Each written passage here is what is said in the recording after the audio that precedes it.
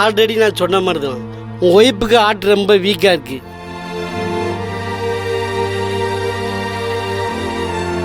உடனடியாக ஆப்ரேஷன் பண்ணணும், இல்லைன்னா உயிருக்கே ஆபத்து. சரிங்க டாக்டர், கூடிய சீக்கிரத்தில் பண்ணிடலாம்.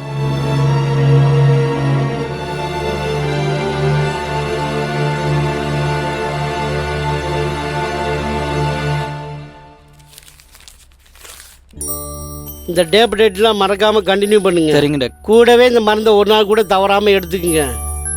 என்னங்கம்மா?